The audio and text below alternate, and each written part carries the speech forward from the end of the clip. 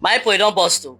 Early hours of yesterday, now this number of boys enter one particular apartment, they say for that Ogunweyi area, close to that Ugbo Amagba boundary. Their intention was to come and rob the occupants of this particular house. You see their numbers.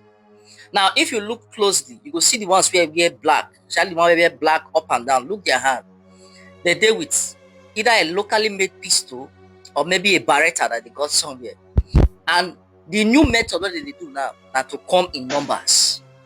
They could just come in numbers like that, evade each apartment. And this is now becoming a trend. There is nothing anybody will tell me that these persons here belong to the same secret court, not even a gang. Because what they now do is that they mobilize. Sometimes they are 10, sometimes they are 15.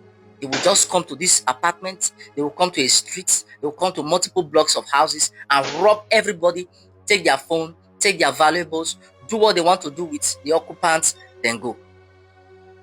It is becoming a trend. It is becoming as usual. And if you always look at these ones with the guns, they always look like persons with advanced faces.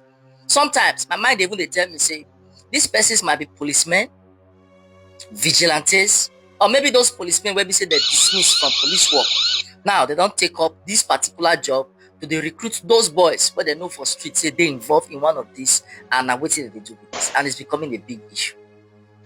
More than listening to the person where we say experience this particular incident, listen to what he talk. The thing is, around 2 a.m., that was when they started operating. So around 2 a.m., they came. It was one of them that entered first. Then two other people followed him.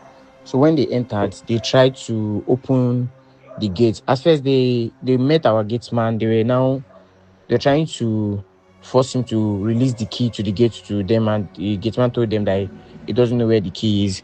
So they had to use, I don't know, they came with one rod. They had one rod that they used to force the key to open. It was not even the key, it was the hook that they were using for the key that they broke it. When they broke it, about 8 of them entered. So it was about 8 of them that entered, and they shed themselves. They started trying to break the doors. They tried and tried, all to no avail. Then when they noticed that the door was being too hard for them to break, some of them went to the windows. They are now trying to penetrate through the windows. So I'm upstairs. When I noticed this, I had to call our caretaker. It was when I called, and he called the one of the landlords around here.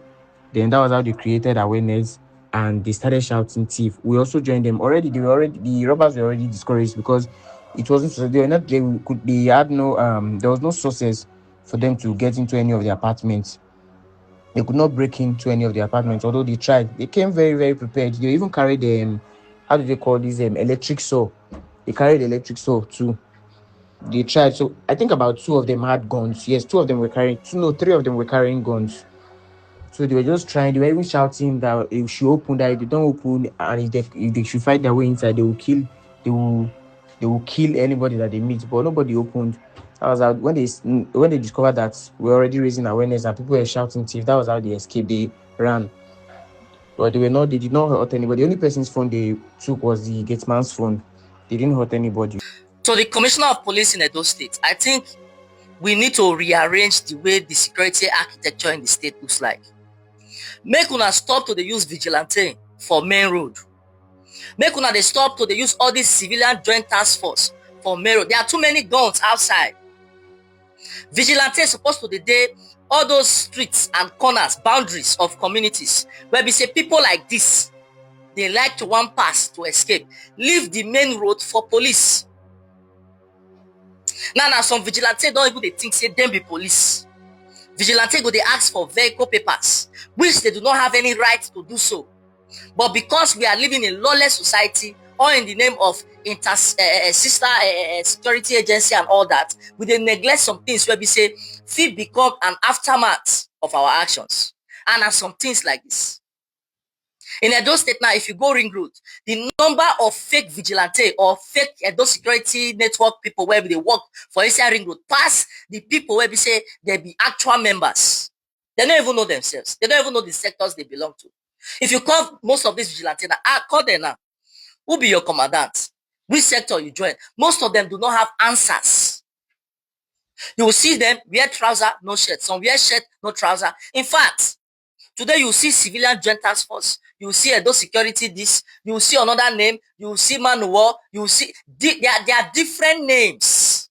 Now joining the Nigerian police to block our roads.